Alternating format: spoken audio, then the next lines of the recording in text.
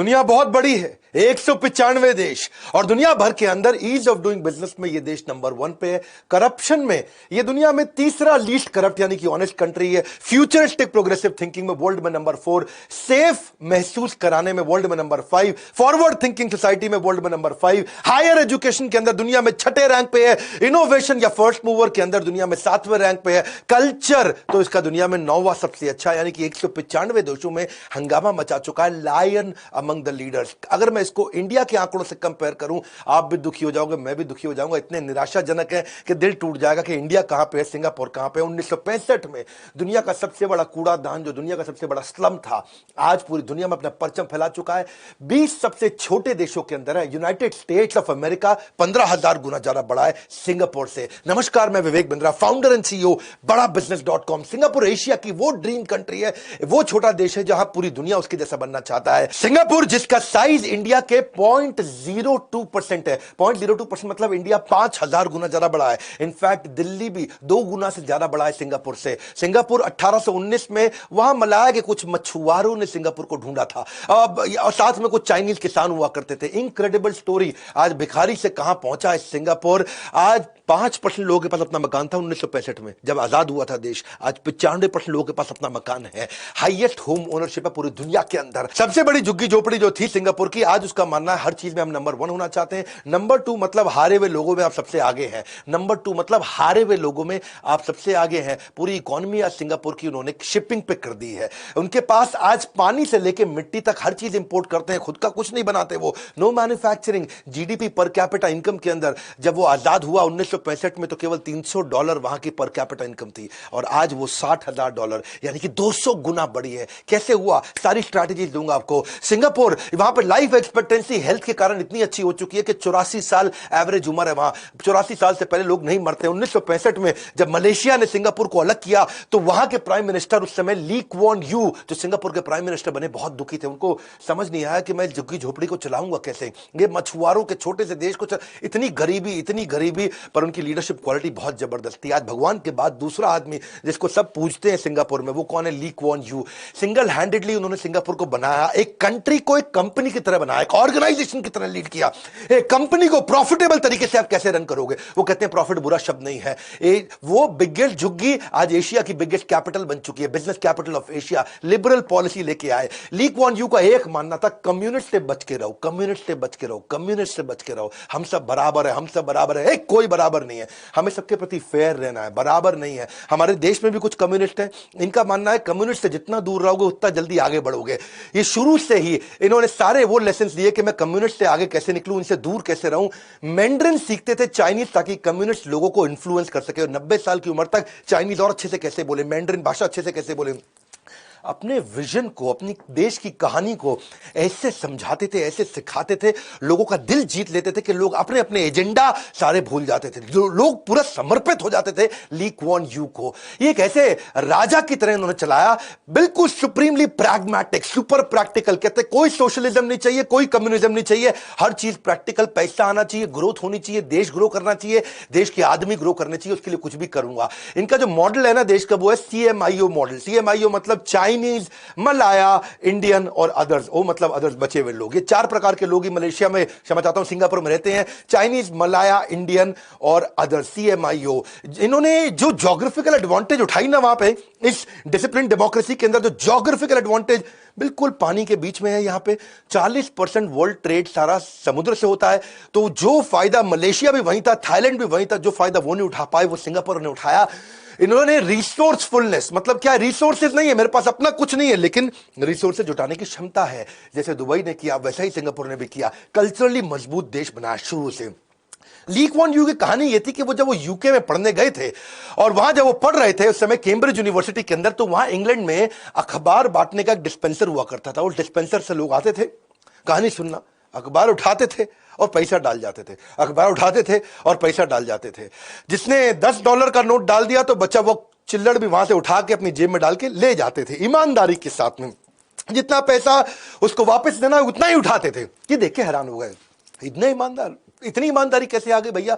आया, अखबार उठाया, फ्री में अखबार उठा के नहीं लेके गया, जब वापस खुले बचे हुए पैसे लेने थे तो भी उतने ही लेकर के गया। इस छोटी सी घटना से बहुत प्रभावित हुए, पूरे देश को बदलने का निर्णय लिया। बोला इंटेग्रिटी, ऑनेस्टी और मेरिटोक्रेसी इन्होंने देश की वैल्यूज बना दी। एक दफा पायलट लोग थे जो थे ना सिंगापुर एयरलाइंस के, उन्होंने प्रोटेस्ट कर दिया, हमारी तनख्वाह बढ़ा दो, तनख्वाह बढ़ा दो, एयरलाइंस को रोक दिया। वो इंटरव्यू आप सबको सजेस्ट करूंगा, देखिएगा उस इंटरव्यू को। जैसे आकर के इन्होंने बोला ना सारे पायलट्स को, बोला लोहा है मेरे अंदर, हाँ, बदतमीजी नहीं कर सकते तुम, यहां पे मुझको कोई इधर कोई नेतागिरी नहीं चाहिए। इतना तेज उनके ऊपर चिल्लाया और उनको बोला तुम्हारा वो हाल कर दूंगा पायलट्स, मैं बता रहा हूं तुम्हें, यहां इस देश में क्या दुनिया में कोई नौकरी दे के दिखा दे, मैं फाड़ दूंगा तुमको, बता रहा हूं तुरंत इसको खत्म करो, नौकरी पे जाओ और उसके बाद बात करो, तब अपना आर्ग्यूमेंट प्रेजेंट करो, ईमेल पे लिखो मेरे को, तब बात करूंगा। अगर ऐसे काम किया दुनिया से डबल तनख्वाह पे, ट्रिपल तनख्वाह पे सारे पायलट ले आऊंगा, तुम सबको खत्म कर दूंगा और एयरलाइंस 5 दिन में वापस चालू कर दूंगा। Get the people of Singapore, help me teach you a lesson you won't forget. And I'm prepared to start all over again or stop it. Get back to work, restore discipline, then argue your case. They know that I'm prepared to ground the airline. They know that I can get the airline going again without them. सारे pilot घबरा गए। 55 minute के अंदर, लगभग 60 minute के अंदर, 1 घंटे में उनका सारा प्रोटेस्ट खत्म हो गया। कोई हड़ताल नहीं, कोई नारेबाजी नहीं। यहां पे क्या हमारे देश में रूलिंग पार्टी के अगेंस्ट अगर कोई प्रोटेस्ट करे, ऑपोजिशन पार्टी आके साथ में बैठ जाती है। आजकल तो बहुत प्रोटेस्ट हो रहे हैं, नाम नहीं लूंगा मैं किसी टिकैत का। यहां पे कल्चरल वैल्यू इन्होंने इतनी जबरदस्त कर दी जी, क्या कहते हैं, रिस्पेक्ट फॉर एल्डर्स, सबको सम्मान करो, सबको रिस्पेक्ट करो। इनके देश में सिस्टम अलग है, मेरी बात सुनना जरा। क्या सिस्टम है? आपके घर में सिखाते हैं घर को गंदा मत करो, घर में कूड़ा मत फैलाओ, घर को साफ रखो, घर में चोरी मत करो। ये देश के लिए सिखाते हैं। देश में कूड़ा मत फैलाओ, देश को गंदा मत करो, देश को साफ रखो। जो चीज यहां पे आपको घर के लिए सिखाई जाती है वो चीज वहां देश के लिए सिखाई। इनके देश में कुछ गंदा नहीं करता कोई आदमी। अगर आपको भी अपने देश को बदलना है तो पूरी जनरेशन लग जाती है, पूरी जनरेशन जब सिखाएगी तब जाके पूरा बदलता है। पर ये क्यों बदले? क्योंकि ये गवर्नमेंट के साथ खड़े रहते हैं। One language, pro government, solidarity, पूरी गवर्नमेंट के साथ रहते हैं। अलग अलग बात वहां कोई नहीं करते, जो गवर्नमेंट ने बोला उसको मानते हैं, गवर्नमेंट को बहुत सिंसियरली मानते हैं, वैल्यू करते हैं अपने कल्चर को। इनके देश में अगर कोई पेन रख के चला जाए बस की सीट पे तो सब इज्जत करेंगे। भैया कहां किसी का पेन रखा है, वो आने वाला आके बैठेगा। हमारे देश में कोई पेन रख के चला जाए सीट पे तो पेन भी गया, सीट भी गई। यहां कोई आप वो म्यूजिक नहीं बजा सकते रात के समय, किसी को तंग नहीं कर सकते, आप कोई ऑब्सीन चीजें नहीं बेच सकते, यहां पे कोई फालतू गाने नहीं गा सकते, किसी और का वाईफाई इस्तेमाल कर लिया 3 साल की जेल है। यहां पे इतना डिसिप्लिन अच्छे से बिल्ड किया, सेल्फ डिसिप्लिन है। रात को अब शोर नहीं मचा सकते, $5000 का फाइन है। क्लीनलीनेस का, सफाई का कीड़ा है। अगर आपने कहीं पे भी कोई टॉयलेट को फ्लश नहीं किया तो $500 का फाइन लग जाएगा। सिंगापुर के अंदर अगर किसी लिफ्ट में वहां पे किडनी फिल्टर्ड वाटर यानी कि सुसु को स्मेल करने के यंत्र लगा रखे हैं। कोई शैतान लड़का अगर सुसु करने की कोशिश करता है लिफ्ट के अंदर तो लिफ्ट वहीं ब्लॉक कर देगी, उसको बंद कर देगी, तब खुलेगी जब पुलिस आएगी। और उसके बाद सीधा उसको बहुत बड़ा फाइन लगाते हैं उसके ऊपर। आप कोई थूक नहीं सकते, $5000 का, क्षमा चाहता हूं, $500 का फाइन है। स्मोकिंग पब्लिक व्हीकल में नहीं कर सकते, $500,000 आपका लग जाएगा। कूड़ा फैलाया तो तेरा गेम ओवर भैया। तेरे को ऐसा टी शर्ट पहनाएंगे कि मैं कूड़ा फैलाने वाला हूं और उसके बाद तेरे से पूरा सिंगापुर, पूरा देश तेरे से साफ कराएंगे। ब्राइट ग्रीन कलर की ग्लोइंग टी शर्ट पहनाते हैं, उसको बनियान पहनाते हैं। आई एम अ लिटरर, यानी कि मैं कूड़ा फैलाता हूं, उसको उतना जलील कर देते हैं देश के अंदर, जिंदगी में दोबारा सपने में कूड़ा नहीं फैलाता है। या पब्लिक के अंदर आप ट्रांसपोर्टेशन के अंदर जाकर के कुछ खा पी नहीं सकते, बदबू फैलती है उससे। च्युइंगम खाया तो तू जेल जाएगा। च्युइंगम ना बेच सकते हैं ना खा सकते हैं, क्योंकि लोग च्युइंगम कहीं चिपका देते थे पहले, उससे देश गंदा होता था। 2 साल की जेल है वहां पे, $1,00,000 का फाइन है च्युइंगम बेचने पे।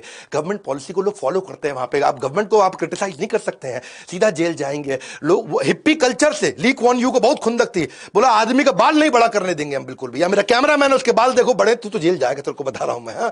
तो इसलिए कह रहा हूं मैं कि बाल बड़े नहीं करने देते वहां पे। वो क्या कहते हैं कि गवर्नमेंट से अगर आपको रात को नाचने गाने का परमिट चाहिए तो परमिट मिलेगा नहीं, मिल भी गया तो तू बहुत मुश्किल से मिलेगा। आप ये नहीं कि सड़क पे कहीं भी, जैसे हमारे यहाँ है कि भैया हाथ देते हुए ट्रक को पार कर रहा है, रुक तू रुक, मैं सड़क पार कर रहा हूँ, रुक नहीं रहा, मैं सड़क पार कर रहा हूं। वहां कोई सिस्टम नहीं है, इसको बोलते हैं जे वॉकिंग। तेरा $1000 का फाइन है, 3 महीने की जेल है।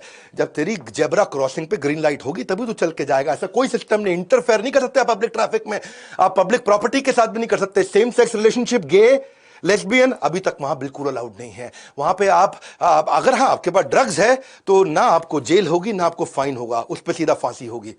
उस पे सीधा ड्रग्स के मामले में कहते हैं कोई जेल नहीं, कोई फाइन नहीं, सीधा फांसी है, आपको कैपिटल पनिशमेंट बोलते हैं उसको। आप अगर ड्रग्स उनके देश में कंज्यूम करके चले गए तो भी गेम ओवर।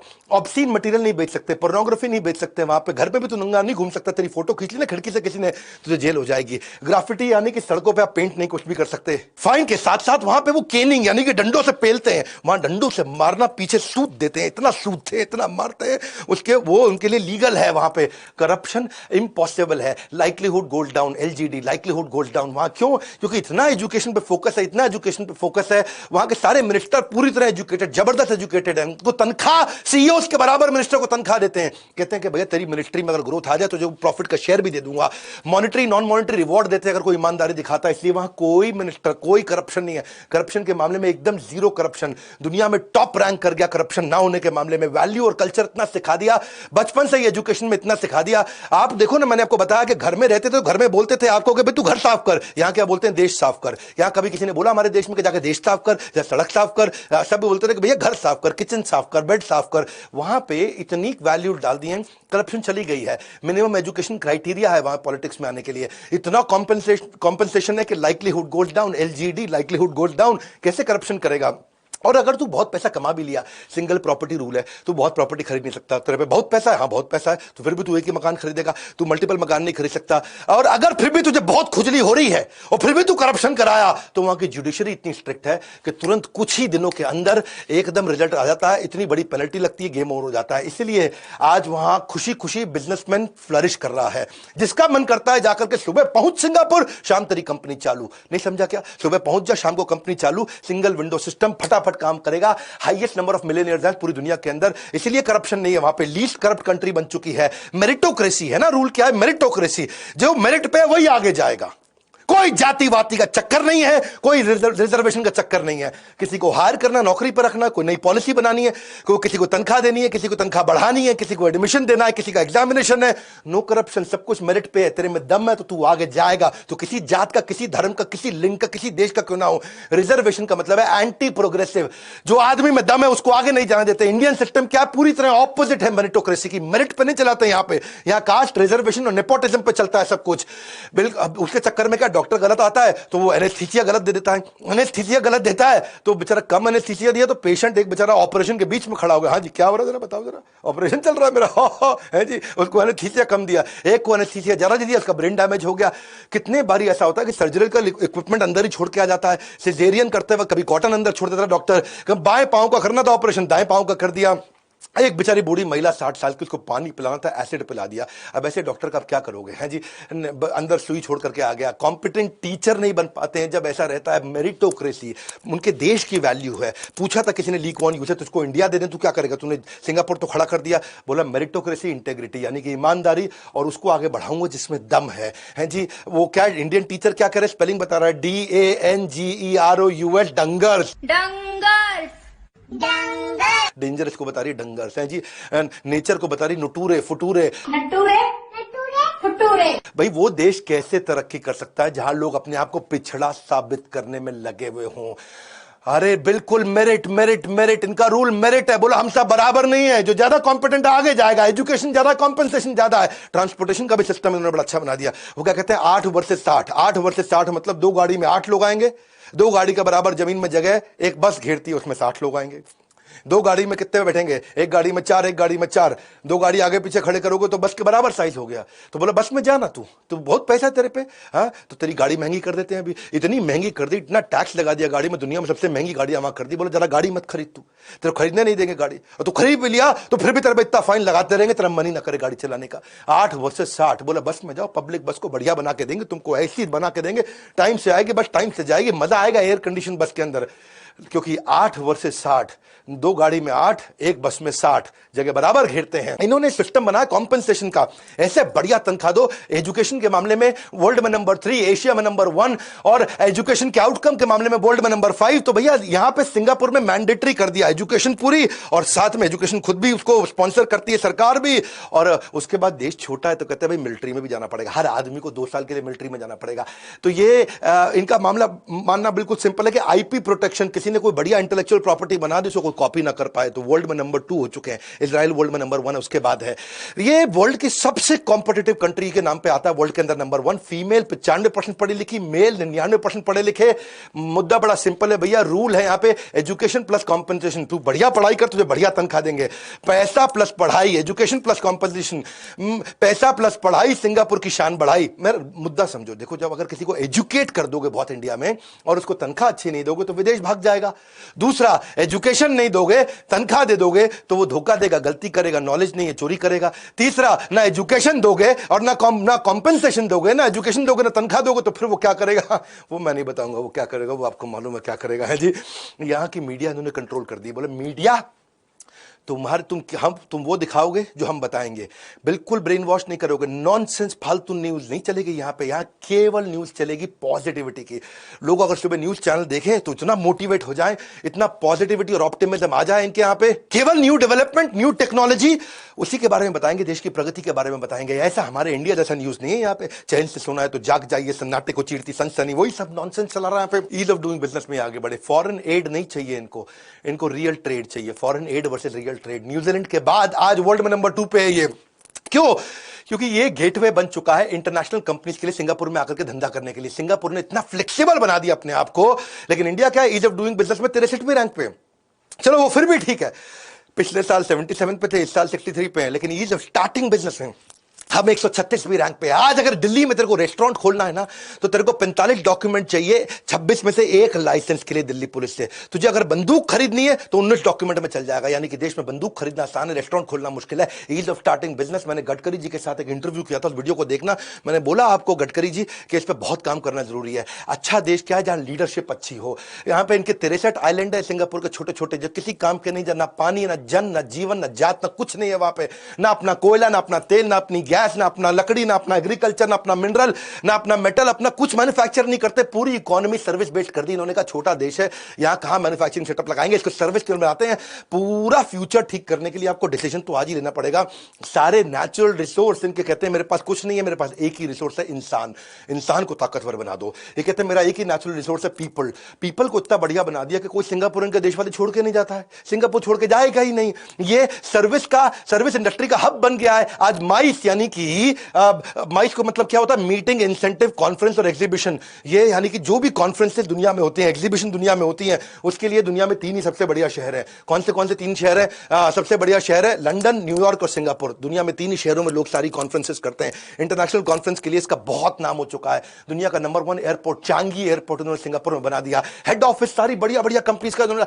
ये सब ली क्वान यू ने किया। भैया उसका मतलब क्या है? वो क्या कहता है कि मुझे फर्स्ट टाइम राइट करना है, हर चीज को फर्स्ट टाइम राइट करना है। कंक्लूजन क्या है? वो कंट्री जिसके पास कुछ नहीं था, वो कंट्री जहां पे केवल एक लीडर था, ली क्वान यू, झुग्गी झोपड़ी को बनाया जिसने। जाके स्टडी करना ली क्वान यू के बारे में। हाँ, नीचे मैं आपसे जानना चाहता हूं कि आप हमारे देश के लीडर्स को क्या मैसेज देना चाहते हैं। मुद्दा बड़ा सिंपल है, वीडियो को शेयर करना है आपको। पढ़े हो किस चक्कर में, कोई नहीं है टक्कर में, विनम्रता के साथ हाथ जोड़ के। और हां, अगर आप भी अपना बिजनेस बिल्ड करना चाहते हो, हमने अलादीन का चिराग लाइफ टाइम मेंबरशिप शुरू किया, उसके बारे में जरूर पता कर लीजिए। बिजनेस की शुरुआत में आपको बहुत कुछ रिसोर्सेज चाहिए, बहुत सारी हेल्प चाहिए। आपको कई तरह के डॉक्यूमेंट, पॉलिसी, चेकलिस्ट चाहिए होते हैं। आपको कई तरह के टेम्पलेट, स्ट्रैटेजीज, मॉडल शीट्स चाहिए होती हैं। आपको कई तरह के कॉन्ट्रैक्ट, एग्रीमेंट, फॉर्म्स, हैंडबुक, बहुत कुछ चाहिए रहता है। वो सब अवेलेबल मैंने कर दिया है। सारे वीडियो, सारी केस स्टडीज, सारी एक्सरसाइज, सारे क्वेश्चनर्स, सारे टेस्ट, सारे असाइनमेंट, सारी स्ट्रैटेजी शीट्स, वो सब मैंने आपको रेडी करके दे दिया है। लाइफ टाइम मेंबरशिप, जिंदगी भर मेरे जीवन के सदस्य बन जाओ। Combined earning with combined learning, IBC या लाइफ टाइम मेंबरशिप पता करो बोर्ड लाइन नंबर पे। फिर याद कराऊंगा सिंगापुर के वीडियो को सबको शेयर करो। यू नेवर नो क्या क्या लीडर बन सकते हैं। ये कहानी है एक ऐसे देश की जो रैग्स टू रिचेस। लाइक करके मेरा उत्साह बढ़ाइए। कमेंट बॉक्स पे आ रहा हूं आपसे मिलने के लिए, हमारे साथ जुड़े रहने के लिए, हर बार वापस आके वीडियोस को देखें। एंटरप्रेन्योरियल यूट्यूब चैनल बनाने के लिए आप सबका हृदय की गहराइयों से प्रेम पूर्वक धन्यवाद।